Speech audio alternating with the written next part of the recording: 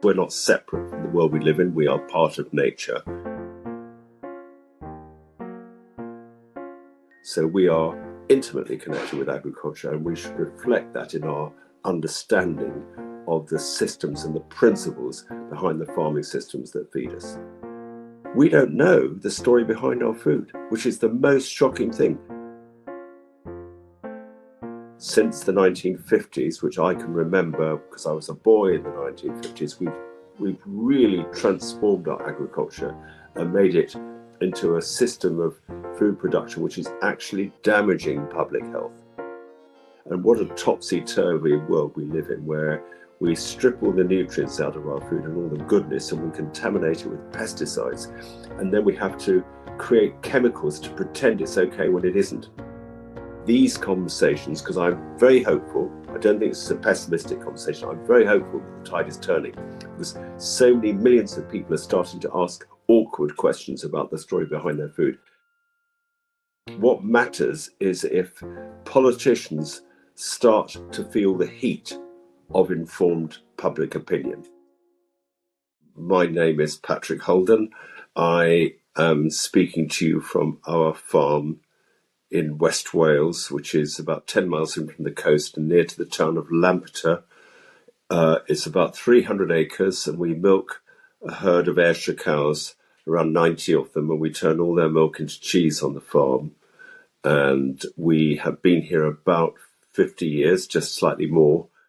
My main day jobs have been working for the Soil Association, which I did for maybe 20 plus years, during which time I was director between 1995 and 2010.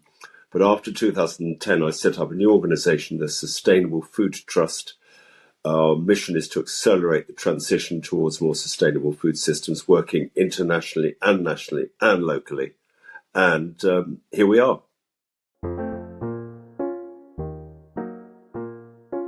You know this phrase, you are what you eat. And then in the case of livestock products like ours, you are what you ate.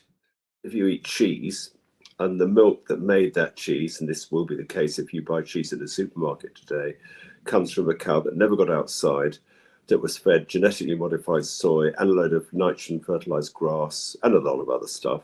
And, you know, she was looked after by the farm, not knocking the farmer. But I mean, the kind of farming system that is behind most of the milk that is produced today isn't very good. And does that have any effect on the quality of the milk that she produces? Of course it does. You know, I mean, cows like us are a reflection of what they eat. And if we are processing food through an animal, whether it's for meat or dairy products, it makes a difference. There are certainly some consistent themes present in our conversations, and I really love how Patrick's explanations here add another layer to what we previously explored with Claire Mackenzie. As we deepen our awareness that our own health is very much connected to the way that our food is produced, I was eager to learn more about the practicalities of making such beautiful food readily available. It's a topic on which Patrick has many insights to offer, particularly within the context of the UK. It leads me to my next question, because how can we buy good food if we aren't producing enough good food? And at the heart of all of this is how the farmers are choosing to grow the food that we're consuming. I'd like to ask, in terms of the volume and the variety of food that we need to produce for this country, do you consider that going the sustainable option across all of farming, we would have enough to fill all of our needs? I think that is a really important question, and it's one that was preoccupying me and the members of my team. So we thought, well, since we can't easily answer the question, why don't we organise a report which we called Feeding Britain from the Ground Up, which is effectively a modelling exercise where we allocated different farming systems, all of which were sustainable and regenerative, right across the UK, and calculated the changes in productivity, yield, and proportions of food which would come from that system of farming, were a political decision to be taken by the government, or, you know, us all, that we would transform the whole of the UK to a properly sustainable food and farming system. If you fast forward straight to the headline conclusions of the report and you ask the question, well, if we all went sustainable, would we have enough to eat? Let's just make it simple. The answer is yes. We could maintain our current levels of national self-sufficiency in our staple foods, but only if we changed our diets and aligned them with the productive capacity of those sustainable farming systems. If we went proper regen and organic, etc., yields of food would drop, particularly grain yields, cereal yields. In fact, they'd go down by half.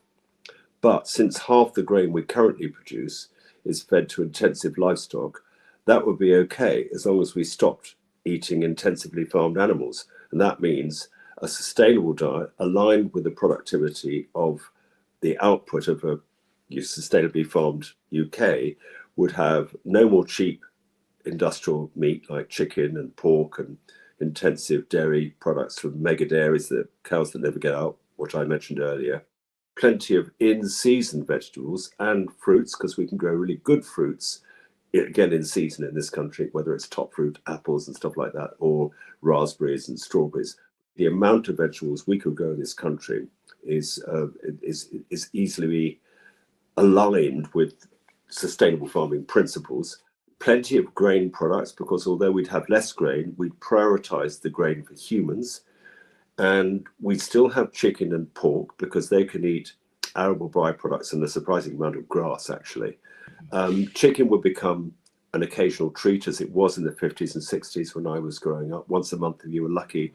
And the staple meat, and this is the surprising thing, would be red meat, grew up from grass-fed and mainly grass-fed animals. And you can have lots of dairy products from mainly grass-fed dairy cows as well, as we know, because that's what we've got here, although we do feed some organic grain to them, which we grow on our farm. So it's actually a wonderful diet and health promoting. And I'm not sure where you are on the sort of plant-based spectrum, but a lot of people think that if they're going to be climate friendly, they need to give up eating meat.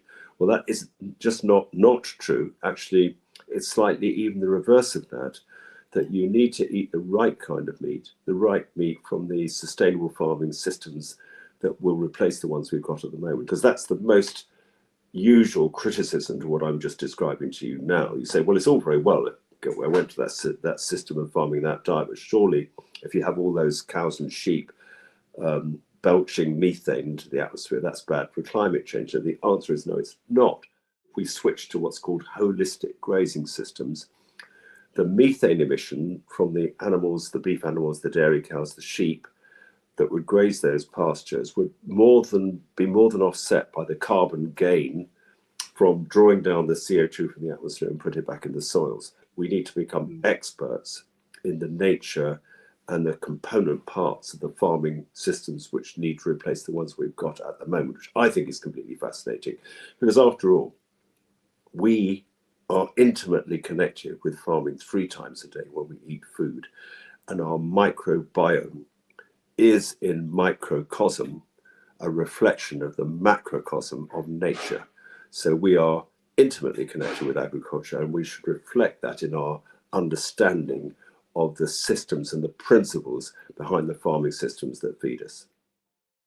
It's a fantastic starting point to learn that we do have the space required to produce enough food, should we find a way to shift all of our growing to farming approaches that are in harmony with the health of ourselves and nature. Of course, it still leaves many questions and challenges, not least of which is the barrier of cost of well-produced food. This barrier seems to be a pretty complex tangle, which Patrick helps us to navigate next.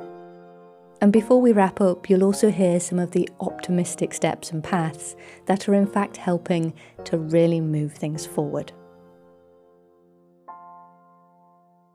To start this, looking at where we are today, such a huge majority of our food is coming off the shelves in very big supermarkets. And it is actually very convenient, and there's a huge variety, a lot of choice for people, and it's remarkably low in cost when we sort of put everything into perspective. So we could say that that sounds like such an incredible achievement that we've made with society to have this access to food. And yet it is absolutely riddled with so many problems. And those problems are all the more difficult to solve, to pick through and to put into the right direction, because we have this daily dependency on buying food. So I think I'd love to start with this question of, why is this so-called cheap food not actually really all that cheap? It's right that we should start by assuming it's a great story before we realise that it isn't a good story at all.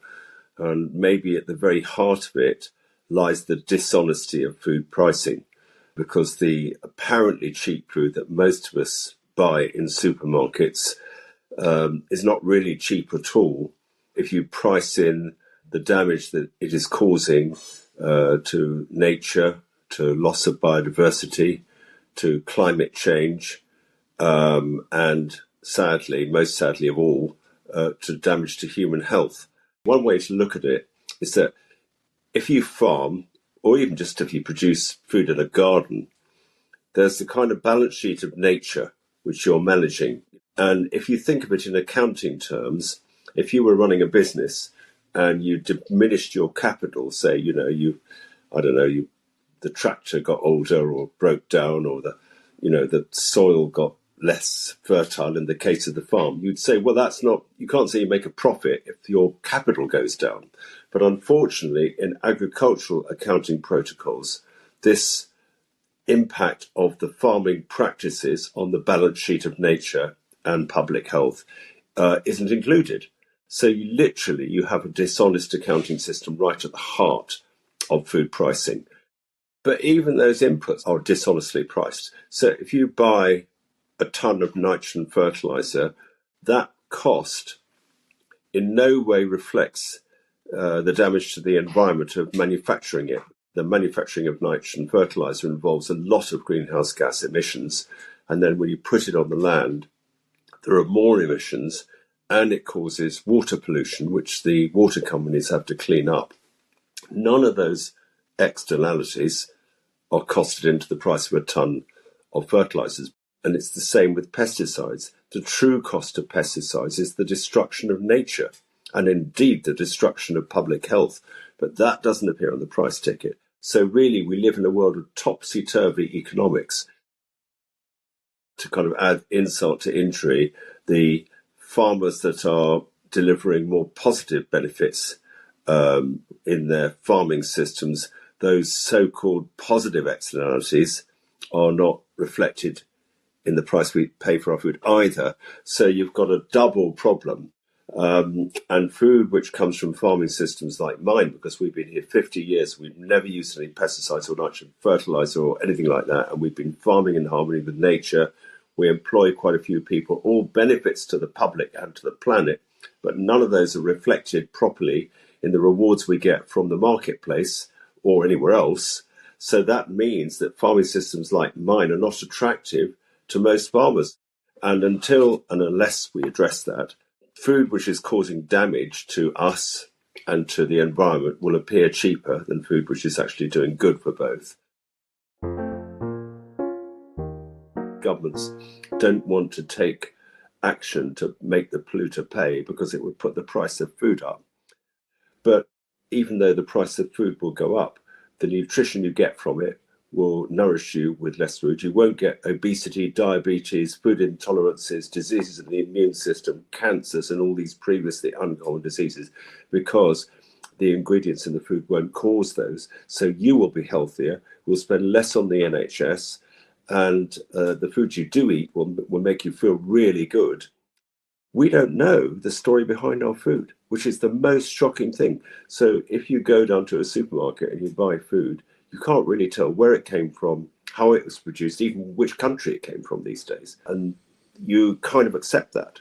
And I think that we have to start there. We have to say, right, we have to make the story behind our food accessible to all people as they grow up, and then when we are grown up as well. And that is kind of big mission. I don't think this is a pessimistic conversation. I'm very hopeful that the tide is turning, because so many millions of people are starting to ask awkward questions about the story behind their food.